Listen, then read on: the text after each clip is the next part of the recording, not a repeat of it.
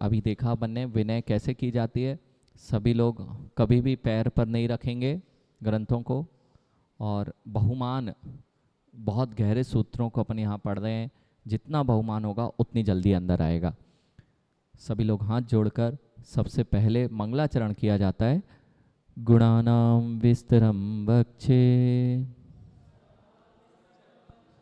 स्वभावानां तथैव च पर्यायाणां विशेषेण नत्वा वीरं जिनेश्वरम्। गुणानां विस्तरं वक्षे स्वभावानां तथैव च पर्यायाणां विशेषेण नत्वा वीरं जिनेश्वरम्। बोलिए अनंत अनंत सिद्ध परमेष्टि भगवान की, देवादिदेव एक हजार चिंतामणि पार्श्वनाथ भगवान की, परम पूज्याचार्य भगवान कुंद कुंद देव की, परम पूज्याचार्य भगवान देवसेन महामुनिराज की, परम पूज्य आचार्य भगवान अध्यात्म योगी चर्य समणि 108 विशुद्ध सागर जी महामुनिराज की।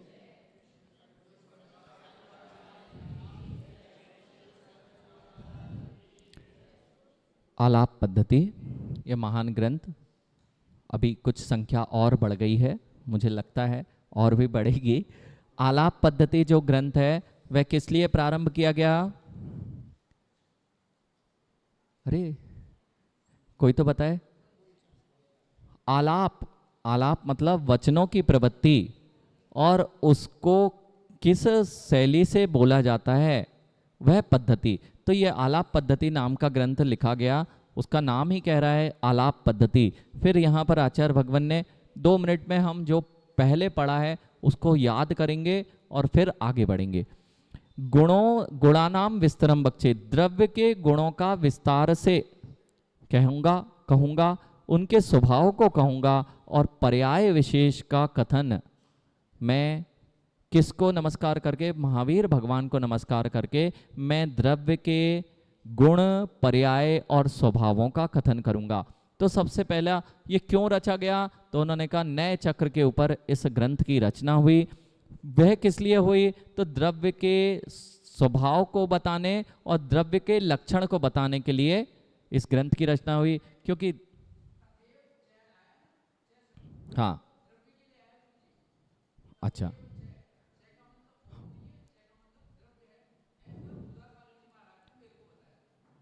ठीक है, कोई बात नहीं, बहुत अच्छी बात है। चा शब्द के अर्थ टीकाकार अपने अपनी विवक्षा से करते हैं।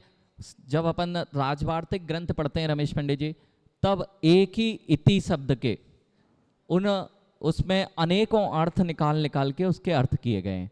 अब और अगर विशेष में चलें, अभी जो दृष्टांत आपके सामने पंडित जी, समय सार जी में व्यवहारो भूयत्तो भूयत्तो देसिदो सुदृढ़यो, तो व्यवहारो भूयत्तो, अब वहाँ पे गण चिन्ह लगा के अर्थ करोगे तो व्यवहार भूतार्थ है, व्यवहार अभूतार्थ है, और गण चिन्ह अगर हटा दिया गया है तो व्यवहार भूतार्थ है। दोनों दृष्टियों की जब खुलासा किया तो जयसेन स्वामी ने दोनों अर्थों को निकाल के वहां पर विवक्षा की।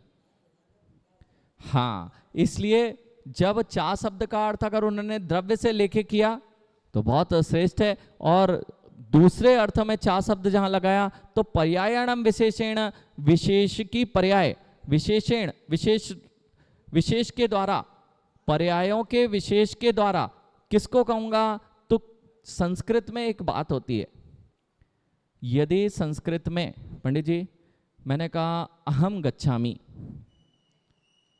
और मैंने कहा गच्छामि, रमेश पंडित जी देखना, मैंने कहा अहम गच्छामि और मैंने कहा गच्छामि, कौन सा सही है? कोई संस्कृत का ज्ञाता नहीं है, हम ही बता देते हैं, नहीं तो अपने अपने आप विवेक लगाएंगे। तो पंडित जी अहम गच्छामि का अर्थ भी मैं जाता हूं और गच्छामि का अर्थ भी मैं जाता हूं। जब मैं शब्द कहाँ आ गया, वह विभक्ति में गच्छामि में अपने आप निहित हो जाता है। ऐसे ही जब मैंने कहा पर्यायाणाम विशेषेण, तो किसकी पर्याय होती हैं? द्रव्य के अलग किसी की पर्याय हो सकती हैं क्या? इसलिए उस अर्थ में चा का हम दोनों विवक्षा मान, क्योंकि देखो किसी भी गुरु की पंडित जी जो चा शब्द का सुधा सागर जी महाराज जी ने उन्होंने कहा कि अर्थ निकाला, बिल्कुल सत्य है।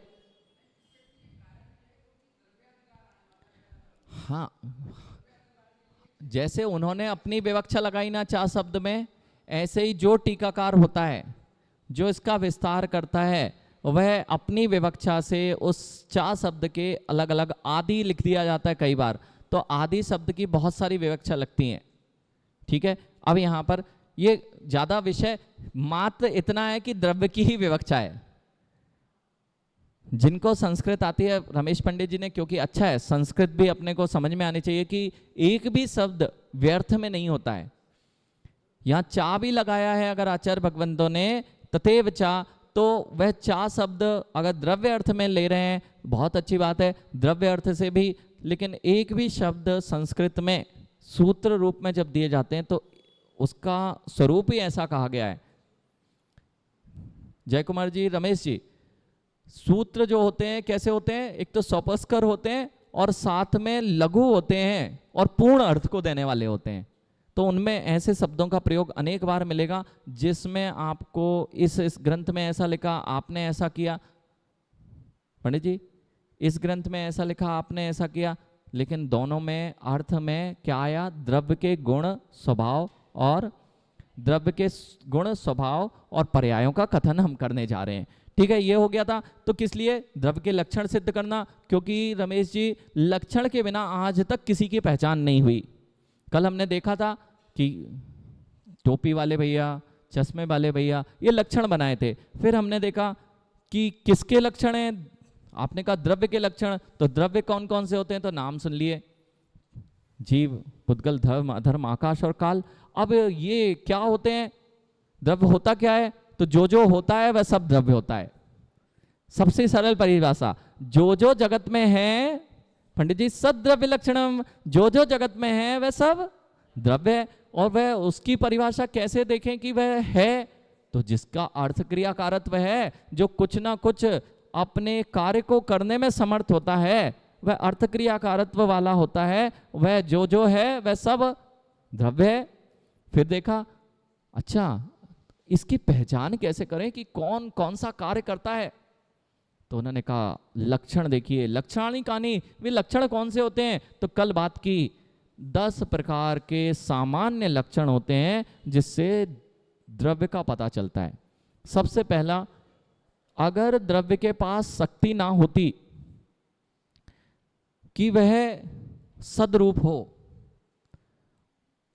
तो अस्तित्व नाम की वह शक्ति, अस्तित्व नाम की पंडित जी वह शक्ति जो द्रव्य के होने में निमित्त बनती है, या द्रव्य के होने का कारण है, निमित्त नहीं बनती है, वह तो उसके होने का कारण है। सद अवस्था रूपत्वम, जो सद अवस्था है, रूप है, वही क्या है, अस्तित्व गुण है। नहीं समझ में आया, कल बहुत अच्छे से समझा था। अगर वस्तु है तो उसमें अस्तित्व नहीं होगा, अस्तित्व नहीं होगा, वह शक्ति नहीं होगी, तो वस्तु हो नहीं सकती। और किसी ने उसमें अस्तित्व गुण मिलाया, कल देखा था निर्गुण गुण और गुणी, अग्नि अलग थी और अग्नि में उष्णता मिलाई, ऐसा कतई नहीं है। इसलिए जो अस्तित्व गुण है, पहले वस्तु बिना अस्तित्व के थी, फिर अस्तित्व नाम का ईश्वर आया जो अपना अस्तित्व लेके आया और वस्तु में मिला दिया, तो वस्तु थी कि नहीं। हाँ,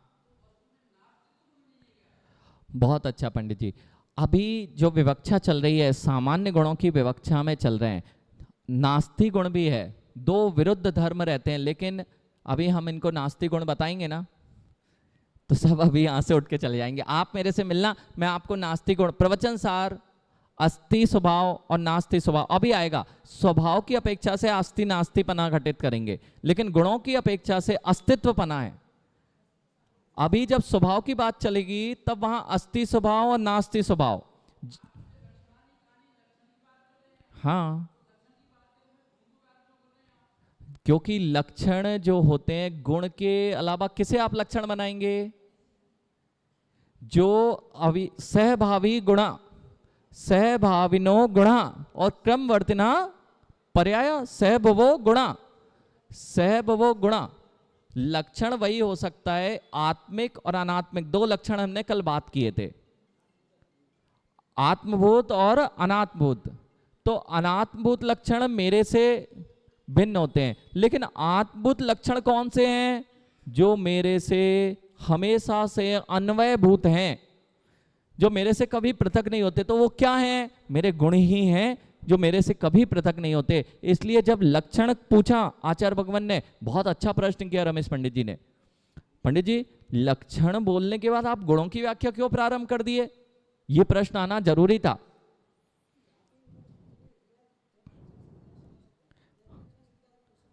नहीं, वो द्रव्य का लक्षण की सिद्धि अलग करेंगे और स्वभावों की सिद्धि भी करना इस ग्रंथ का प्रयोजन है। यहां तो खत्म हो गया। अब जो अगला आया था, नहीं, लक्षण यहां बहुत अच्छा है। अभी जो गुण और स्वभाव में बहुत बड़ा अंतर है।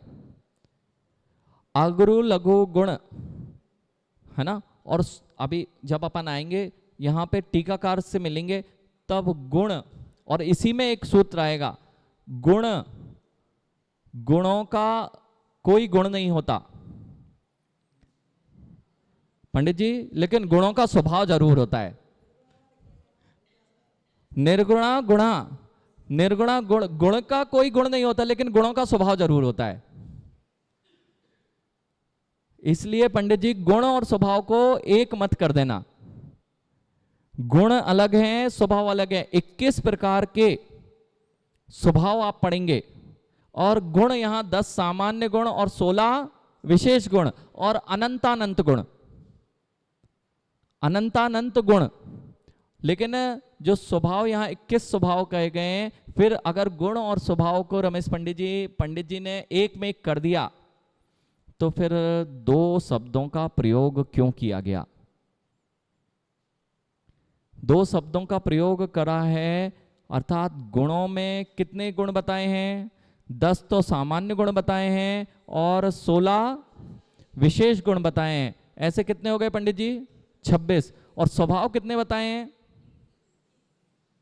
स्वभाव कितने कहे हैं? 21 ही स्वभाव कहे हैं। इसलिए गुणों की पहचान स्वभाव से तो होगी, उनका क्या स्वभाव है, अस्तित्व का क्या स्वभाव है, ये हम पहचान करने के लिए बस सामान्य स्वभाव की बात की। लेकिन अब जिन स्वभाव को यहां कथन में करने में आएगा, यहां जो कथन चलेगा, हम क्या करते हैं सामान्य हिंदी में जब चले जाएंगे ना पंडित जी, तो गुण कह लो, लक्षण कह लो, स्वभाव कह लो, ये स्वरूप कह लो, ये सबको एक में कर डालते हैं, एक में कर डालते हैं। यही अनेक दार्शनिकों ने, पंडित जी अनेक दार्शनिक इन शब्दों के पीछे बहुत भ्रमित हुए, और उस भ्रम के कारण ही अनेक दर्शन खड़े हुए।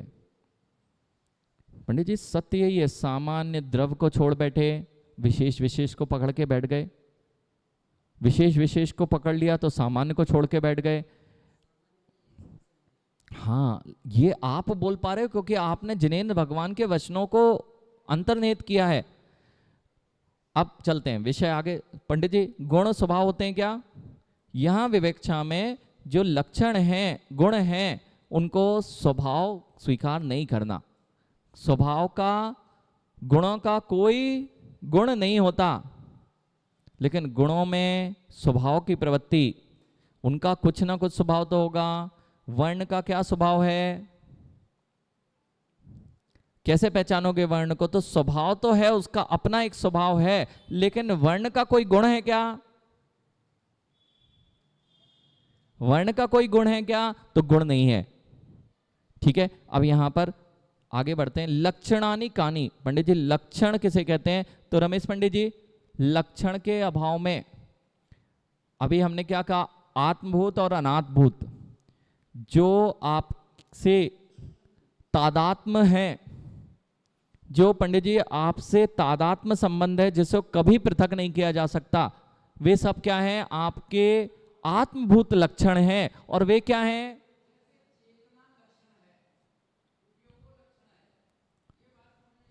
हाँ,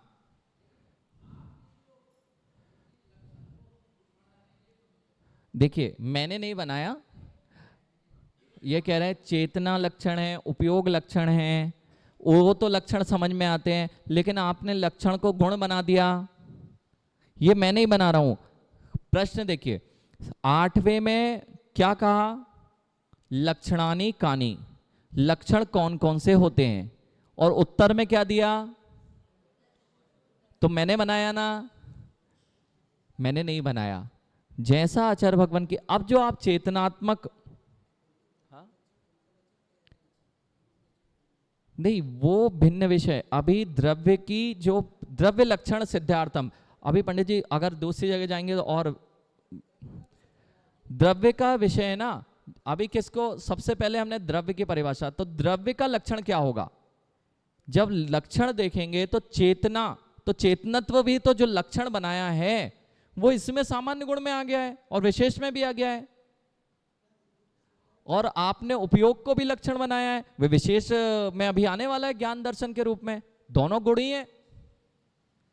जिसे आप कह रहे थे चेतना लक्षण, जिससे आत्मा की पहचान कर रहे थे, तो वह आत्म तत्व रूप जो द्रव्य है, जीव द्रव्य, उसका लक्षण सामान्य लक्षण में आप एक ही को क्यों लक्षण पकड़ रहे हैं? जितने 10 सामान्य गुण हैं, नहीं वो गुण ही बोल रहे हैं, इसलिए तो मैंने बता दिया ना।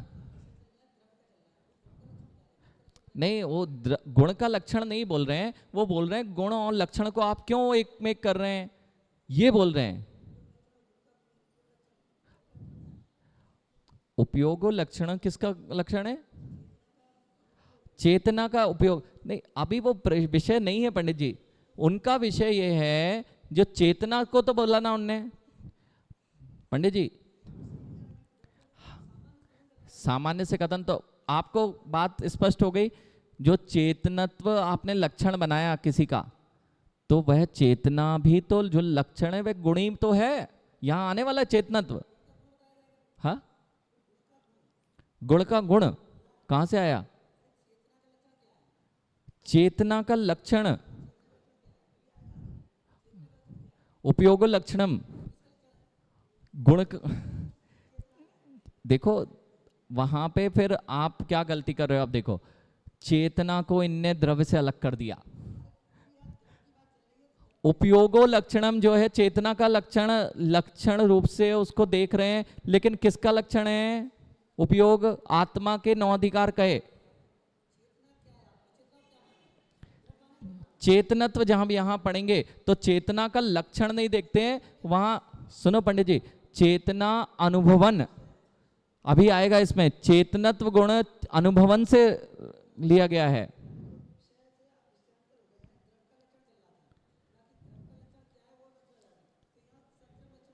नहीं पंडित जी, विषयांतर नहीं हुआ है, इतना सा प्रश्न था। जय कुमार जी, जो पंडित जी कह रहे हैं वो विषय, और जो रमेश पंडित जी, इतना लेकिन उनको स्पष्ट हो गया। अपन और मिलके और आपकी जो जिज्ञासा अपन बैठते हैं फिर से, क्योंकि हम भी समझ रहे हैं आप कहाँ ले जाना चाह रहे हो, लेकिन उनके, रमेश पंडित जी आपका जहाँ पे लक्षण और गुणों में भिन्नता है क्या? यहाँ आचार्य भगवान ने लक्षण और गुणों में भिन्नता नहीं दिखाई है, क्रम से सूत्र हैं। इसलिए लक्षण के बाद जो चेतना आपने लक्षण बनाया, अथवा जो उपयोग रूप में भी लक्षण बनाया, वे दोनों लक्षण इन सामान्य और विशेष गुणों में अपने आप अंतर्निहित हो रहे हैं।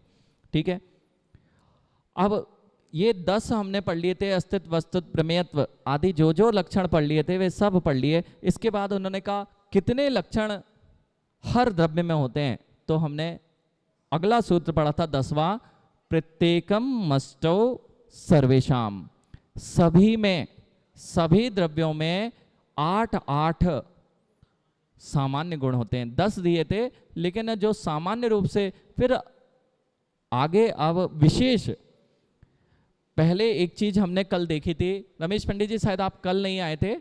रमेश पंडित जी, कल जो द्रव्यों में भेद करे, गुणेते पृथक क्रियते द्रव्यादयस्ते गुणा, गुणों में गुण वे हैं जो द्रव्य को द्रव्यांतर करे, द्रव्य, एक द्रव्य को दूसरे द्रव्य से पृथक करे, उसका नाम क्या है? गुण। और लक्षण भी जैसे हमने कल किए थे, लक्षण भिन्नता कि कुर्ते वाले भैया खड़े हो जाओ,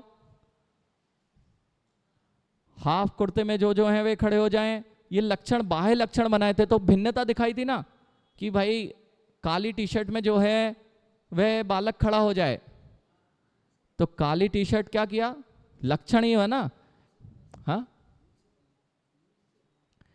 ज्ञानी, हाँ वो उससे नहीं पढ़ा रहे, हमारा तो ये जो मूल है ना, केवल सूत्र ले रहे हैं, उससे कोई मतलब ही नहीं है, ये तो इनके पास में है, मूल से ही पढ़ रहे हैं, उसको देखने से कोई वो नहीं है यहाँ। तो अब माँ समझ में आ गया, 8 सबके पास होंगे, कोई भी द्रव्य होगा 8 लक्षण होना नियत है। इन सब की परिभाषा हमने कल आपको सामान्य रूप से बता दी थी। अब हम चल रहे हैं विशेष गुण भी होते हैं। एक तो आप लोग सामान्य किसे कहते हैं ये समझ लें, जैसे सभी लोग यहाँ मनुष्य हैं, ये तो सबका सामान्य गुण हो गया मनुष्यत्व, सभी लोग सामान्य रूप से मनुष्य हैं। लेकिन फिर भी हमने जब विशेष देखना चाहा तो हमने कहा स्त्री कितने हैं, पुरुष कितने हैं, तो ये अब दोनों में और भिन्नता खड़ी कर दी है विशेष गुणों के द्वारा। लेकिन पुरुष में भी फिर मैंने और देखा, तो पुरुष में देखा तो मुझे दिखा कि युवा कितने हैं, वृद्ध कितने हैं, ये और विशेष गुणों की ओर। तो क्या होगा विशेष गुण, अभी तक सामान्य गुण में 6 द्रव्य एक दिख रहे थे सतरूप, इस जगत में कितने द्रव्य हैं, 1। पंडित जी इस द्रव्य में कितने द्रव्य हैं, 1। हाँ हाँ, सामान्य अपेक्षा से एक ही द्रव्य है, सामान्य में सारों में एक सही गुण होता है ना, अस्तित्व नाम का गुण जिनमें होगा, कितना द्रव्य है, एक ही तरह का है। जैसे मनुष्य में सब एक, लेकिन फिर भी मनुष्य में अंतर है। इसलिए कई लोगों ने, देखो दार्शनिक पक्ष भी इनके सामने रख रहे हैं, इस सत्ता की एकत्व को देख के संपूर्ण सत्ता एक ही सत्ता है, ब्रह्म को बना दिया। हाँ अभी उसमें नहीं हम बोलेंगे, आगे बताएंगे, क्योंकि सब। जय कुमार जी कितने द्रव्य माँ, सामान्य से देखा तो मनुष्य एक ही हुआ है ना, मनुष्य, तो क्या सभी मनुष्य एक हैं, तो फिर विशेषता लानी पड़ेगी, सब मनुष्य एक नहीं है। ऐसे ही द्रव्य देखा तो सब द्रव्य एक भूत, ऐसा द्रव्य एक भूत करके लोगों ने भगवान को एक बना दिया। जो कुछ है सब उसी की सत्ता है, हम उसी के अंश हैं।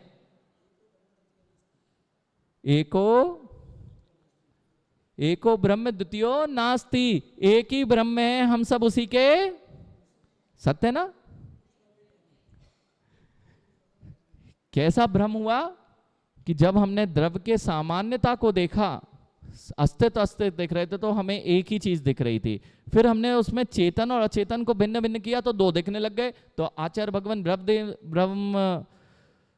भगवान नेमिचंद आचार्य ने 2 ही द्रव्य लिखे, जीवम अजीवम दब्बम, और यहाँ आचार्य भगवान ने 6 द्रव्य कर दिए। तो विशेष अभी और भी आएगा विशेष, जब आप और अच्छे से समझेंगे। लेकिन अभी ये समझ लें, माँ आप एक ही हो ना, सब एक है ना।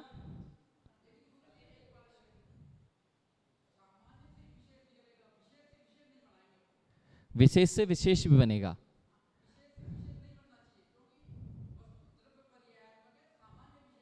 हाँ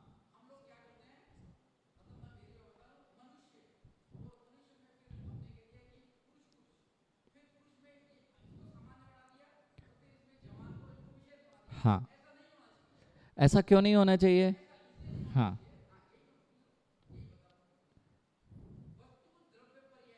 हाँ, अब यहाँ पर जिसे हमने मनुष्य में पुरुष रूप में विशेष देखा था,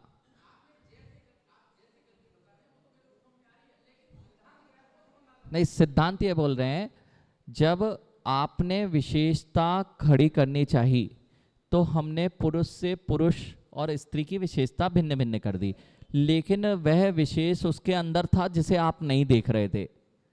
वह पर्याय विशेष होती है ना, द्रव्य सामान होता है।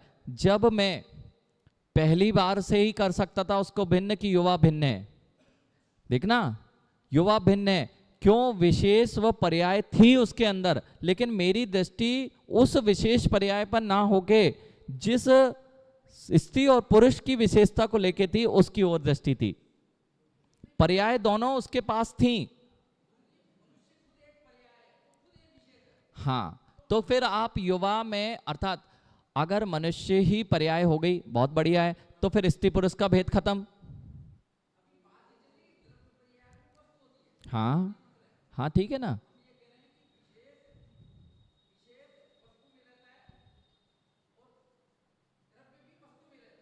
ठीक है, वस्तु और द्रव्य को अलग अलग क्यों किया आपने?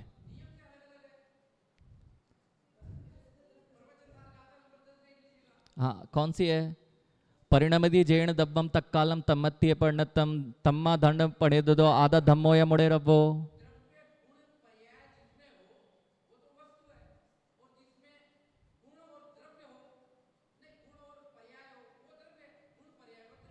हम्म,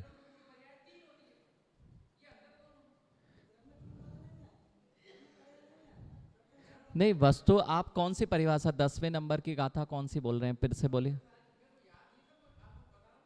नहीं, प्रवचन सार की देखो 10वें, धम्मेण 10वें नंबर की नहीं है, या तो अर्थ। हाँ, एक सेकंड। जी, परिणति नहीं, नत्ति विना परिणामम अत्थो अत्थित्व निवत्तो दब गुण पज्जत्तो अत्थो अत्थित्व निवत्तो, ये है 10वें नंबर की। ठीक है, ये 10वें नंबर की है। तो इसमें जो कथन आया, क्या आया है? नत्थि बिना परिणामम अत्थो अत्थित्व निवत्तो दब गुण पज्जत्तो दब गुण पज्जत्तो अत्थो अत्थित्व निवत्तो। दब गुण पज्जत्तो, हाँ, दब गुण पज्जत्तो अत्थो, अर्थ। अर्थ किसे कहते हैं? वस्तु को।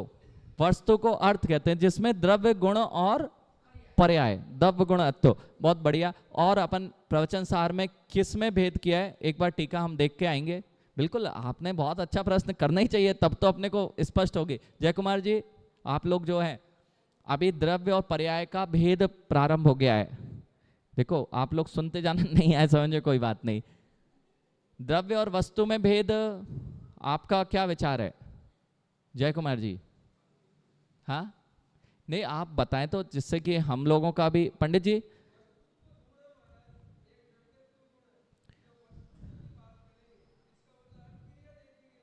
नहीं, यहाँ वस्तु वस्तुत्व की बात नहीं कर रहे हैं, ना द्रव्यत्व की बात कर रहे हैं। हाँ, नहीं तो फिर यहाँ पर द्रव्य और वस्तु भिन्न भिन्न है क्या? हाँ, ठीक है, ठीक है, ये तो बात स्पष्ट है। हम्म,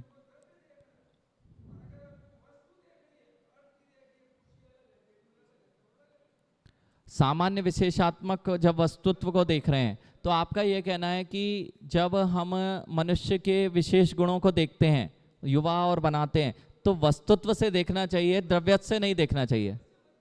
नहीं, रमेश पंडित जी से, कि वस्तु के सामान्य विशेषात्मक होते हैं।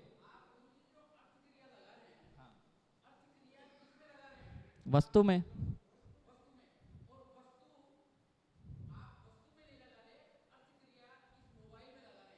ठीक है,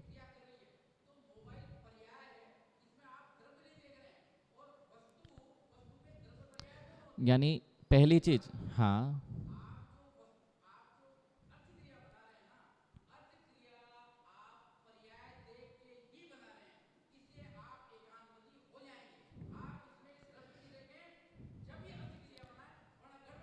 यानी एक चीज, पहली चीज, दो तरह की पर्याय हैं, पुद्गल की दो पर्याय हैं। एक है, एक मिनट पंडित जी, एक है स्कंद पर्याय, एक परमाणु पर्याय, जो शुद्ध पर्याय। शुद्ध पर्याय में अर्थक्रिया कारत्व आप मान, ये देखना चाह रहे हैं, स्वभाव पर्याय का परिणमन वह अर्थक्रिया कारत्व है ना? तो वह विभाव जब स्कंद पर्याय है, तब क्या स्वभाव अर्थ पर्याय होती है क्या?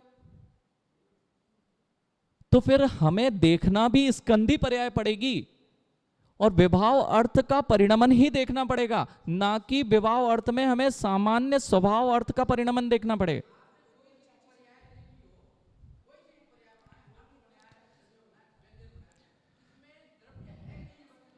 देखिए, वो तो नहीं देखिए, ये विषय ऐसा नहीं है, दोनों से मिलके इसलिए नहीं हो रही। अभी अभी जब आप व्यक्तित्व और कृतित्व को पढ़ेंगे, अभी हमारे पास चल ही रहा था, ये प्रकरण चल रहा था, उसमें ये प्रश्न उठाया गया कि जब जो हमारा शरीर है ये प्रत्येक परमाणु का परिणमन स्वतंत्र स्वतंत्र चल रहा है, सत्य है ना? तो वहां पर प्रमाणभूत यह कहा गया कि प्रत्येक परमाणु का यदि परिणमन आप स्वतंत्र मानेंगे तो एक द्रव्य की दो पर्याय हो जाएंगी, स्कंद पर्याय और परमाणु नाम की पर्याय एक साथ हो जाएगी, क्योंकि स्कंद पर्याय का परिणमन भिन्न चल रहा है और परमाणु का स्वतंत्र परिणमन चल रहा है। तो फिर वहां पर स्पष्ट किया कि एक द्रव्य की दो पर्याय कभी नहीं हो सकती। तो जब स्कंद रूप में जीव है, विभाव परिणति में है, तो मात्र विभाव का ही परिणमन देखा जाएगा, स्वभाव का परिणमन नहीं देखा जाएगा। इसलिए मोबाइल देखते समय हम जब उसकी पर्याय देख रहे हैं तो उस पर्याय का ही परिणमन देखेंगे, ना कि वो पुद्गल के परमाणु का परिणमन देखेंगे। द्रव्य और पर्याय, देखिए जब भी भिन्नता आएगी, ये क्यों आ रहा है? जब हम भेद देखना चाह रहे हैं फिर अभेद दृष्टि मत लगाइए, और जब हम अभेद देखना चाह रहे हैं तो भेद मत लगाइए। दोनों एक ही गुणों में, एक ही द्रव्य में होती है।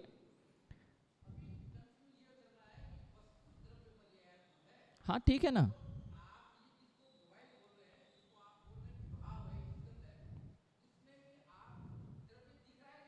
नहीं दिखता द्रव्य तो नहीं दिखता कभी, किसी को नहीं देख सकता, कोई पुद्गल द्रव्य को देख ही नहीं सकता। पुद्गल द्रव्य जैसे पुद्गल की, तो मैं कब,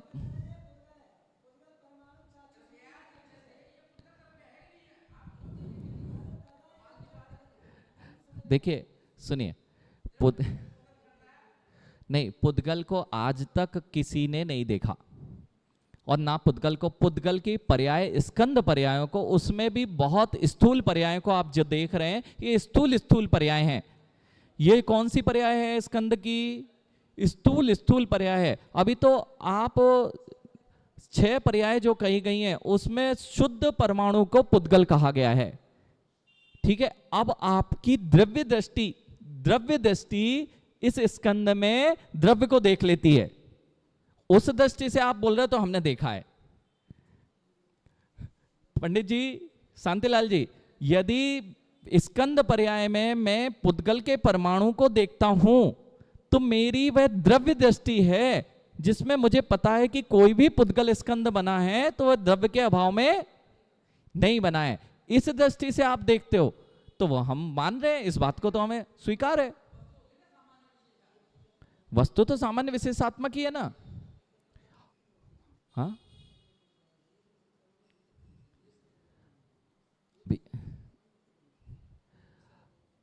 तो यहां पर आपका जो कथन है वस्तु और द्रव्य में भिन्नता खड़ी करना, वो अपन और अच्छे से, जो 10वां आपने, अच्छा अभी तक हमने देखा नहीं था कि भाई वस्तु और अर्थ और द्रव्य को अलग अलग देखा हो, हमने नहीं देखा था। आज विषय आया तो और अच्छे से हम कल आपके पास टीका के साथ में इस बात को और खुलासा करने का प्रयास करेंगे कि द्रव्य और वस्तु में अंतर करके हमें क्या उपलब्धि होगी। एक तो द्रव्यत्व, जय कुमार जी ने जैसे कहा कि द्रव्यत्व की दृष्टि, हाँ सब, हाँ ना, तो ये बात हम मान रहे हैं ना, इसलिए तो बोल रहे हैं कि आपने जो प्रश्न किया बहुत अच्छा किया है, इससे हमें वस्तु स्वरूप का ज्ञान हो जाएगा। ये प्रश्न जब आया तभी तो होगा, नहीं होता तो हमें नहीं ज्ञान था कि द्रव्य और वस्तु अलग अलग है। अब कल और इसको जानेंगे तो और अच्छे से वस्तु तत्व का निर्णय होगा कि द्रव्य और वस्तु में क्या अंतर खड़ा किया गया है, ठीक है। तो भेद दृष्टि और अभेद दृष्टि का ध्यान रखते हुए आगे बढ़ते हैं, क्योंकि समय तो आपका हो गया है, लेकिन इतना सा एक सूत्र पढ़ ले, आगे बढ़ेंगे, जिससे ज्ञान दर्शन सुख वीर्याणि स्पर्श रस गंध वर्णा गति हेतुत्वम स्थिति हेतुत्वम अवगाहन हेतुत्वम वर्तना हेतुत्वम चेतनत्वम अचेतनत्वम मूर्तत्वम अमूर्तत्वम द्रव्याणाम षोडश विशेष गुणः। अब यहां कह रहे हैं 10 सामान्य गुण कह दिए थे, अब 10 सामान्य गुणों के साथ में विशेष गुण भी हुआ करते हैं।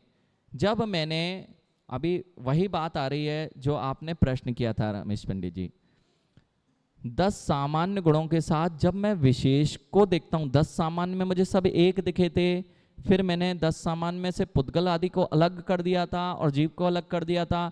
अब उनमें जब मैं विशेषता देखने लगता हूँ, अजीव और जीव कर दिए थे, फिर उन अजीव में ही मैंने जब इनके विशेष गुणों को देखना चालू किया तो मुझे जीव अलग दिखने लगा, जीव अलग दिखने लगा। पुद्गल के ही फिर अजीब में पुद्गल, धर्म अलग, अधर्म अलग, और काल और आकाश, यानी कि विशेष गुणों से मैं द्रव्य के मूल तक पहुंचता हूं। ठीक है, विशेष गुण जो होते हैं वो द्रव्य को बिल्कुल द्रव्यांतर कर देते हैं। सामान्य गुण सभी में थे, लेकिन विशेष गुण से मैं उनकी विशेषता जान जाता हूं। हाँ, अवगाहन हेतुत्व, अवगाहन हेतुत्व ही है, ना लगेगा, अवगाहन हेतुत्व। हाँ, अवगाहन, अवगाहन शब्द है, अवगाहन हेतुत्व, हेतुत्व में। हाँ, ये मेरे पास में वो आपकी प्रति और मेरी प्रति में अंतर है। मैं दूसरी प्रति वागवाद नहीं, नहीं मैं वागवाद नहीं लिए हुए हूँ। नहीं, वो तो अच्छी बात है, और वो अच्छी बात है, मेरे पास चौथी है तो चौथा प्रिंट है, तो अवगाहन हेतुत्वम। ठीक है, तो यहाँ पर अब यहाँ पे सामान्य रूप से 1 मिनट में बात खत्म करते हैं, क्योंकि समय आकुलता व्याकुलता नहीं हो। वैसे ही आज थोड़ा आप लोगों के लिए हैवी डोज हो गया होगा, तो कोई बात नहीं, अपन सामान्य रूप से उनके भी प्रश्नों का और आपके प्रश्नों को हम दोनों को बराबर लेके चलेंगे। अवगाहन हेतु यहाँ पर दर्शन, ज्ञान दर्शन सुख वीर, ये विशेष गुण हैं जिससे जीव को भिन्न करेंगे। और फिर स्पर्श रस गंध वर्ण है, उससे हम पुद्गल की भिन्नता देखेंगे। गति हेतुत्वम है, उससे हम धर्म की विशेषता देखेंगे। स्थिति हेतुत्व है, उससे हम अधर्म द्रव्य की विशेषता को जानेंगे। विशेष गुण है, उससे हम उसकी पहचान करेंगे। फिर अवगाहन हेतुत्व में, जिससे कि आकाश की पहचान की गई है। वर्तना हेतुत्व से, जो वर्तना में हेतु होता है, उससे काल द्रव्य की पहचान होती है। अब ये तो सबकी हो गई 6 द्रव्यों की, फिर बीच में ये चेतन अचेतन और मूर्त अमूर्त नाम के 4 फिर से डाल दिए। वो सामान्य में भी थे, विशेष में भी थे। तो सामान्य रूप से जब हम देख रहे थे तो सब चेतन दिख रहे थे, सब अचेतन द्रव्य अचेतन दिख रहे थे, लेकिन उनमें अचेतन होने पर भी कुछ मूर्त थे, कुछ अमूर्त थे। तो फिर भिन्नता खड़ी करने के लिए उन्हें विशेष में भी रखा और सामान्य में। जैसे चेतनत्व गुण को, आप सब में चेतनत्व गुण है, लेकिन चेतनत्व गुण सब में एक होने पर एक चेतन नहीं है। सब में चेतनत्व गुण होने पर एक चेतन गुण नहीं है, इसलिए सामान्य से सब में जब देखते हैं तो एक चेतन गुण, लेकिन हर व्यक्ति का विशेष चेतन गुण है। इस बात को निरूपित करने के लिए यह विशेष में भी चेतनत्व को रखा गया। बात समझ में आई शांतिलाल जी? चेतनत्व की दृष्टि से देखते, हाँ अभी आएगा, ये सूत्र भी आएगा। सब में चेतनत्व गुण सामान्य रूप से है ना, तो सबका चेतनत्व गुण एक है ना। सबका चेतनत्व गुण एक ना कर बैठो, इसलिए प्रत्येक के विशेष गुण में चेतन को रखा गया है। प्रत्येक चेतन चेतन, ऐसे ही अचेतन को सबको एक मन मार बैठना, तो अचेतन को भी अलग अलग देखो।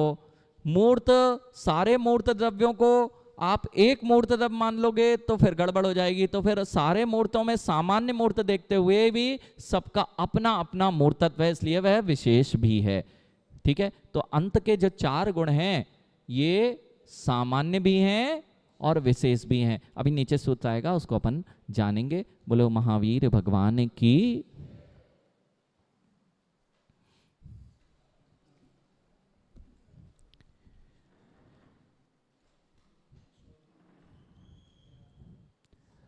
जिन वाणी के ज्ञान से सूझे लोकालोक, सो वाणी मस्तक नमो सदा देत हूँ दोग। हे जिन वाणी भारती तो है जपो दिन रैन, जो तेरी पना गए सो पावे सुख चैन। देव भजू अरिहंत को गुरु सेवा निर्गन, दया धर्म पालो सदा यही मोक्ष का पंथ।